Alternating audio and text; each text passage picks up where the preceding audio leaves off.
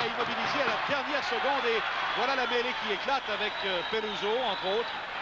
Oui, là, Peluso qui est venu bousculer quelques joueurs du Canadien devant le filet de Racicot. On voit qu'il veut provoquer des choses. Oui.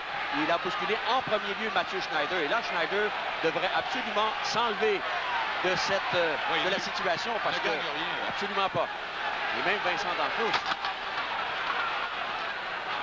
Et là, Peluso qui tente de distribuer quand même quelques coups de poing, là. Kowarski est très près.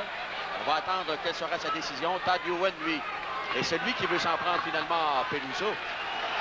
Et c'est pas nécessairement la bonne façon, Yvon, parce que ça veut probablement dire que les sénateurs devront revenir en troisième période en infériorité numérique. Mais attendons voir le verdict de l'arbitre. Là, Ewen est chassé. Ewen est furieux.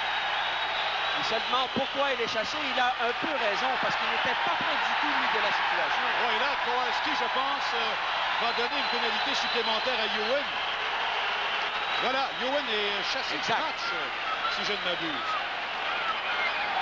Il aura sûrement une pénalité d'inconduite, il n'y a aucun doute là-dessus. Denis Savard joue très bien son rôle, comme tu peux le constater. Lui, il doit absolument calmer Todd Ewen pour ne pas qu'il aille plus loin. Et ce qu'il faut remarquer dans le cas de Kowarski, on l'a vu à l'écran, c'est un officiel cependant qui aime provoquer les joueurs. Et ça, c'est pas toujours bon, hein? Surtout quand tu as affaire à des joueurs comme Peluso et Todd Ewen. De toute façon, ils vont... l'arbitrage en général, on va sûrement en parler à notre prochain match. Parce que je lisais ce matin un très bon commentaire dans le journal de Citizen d'Ottawa.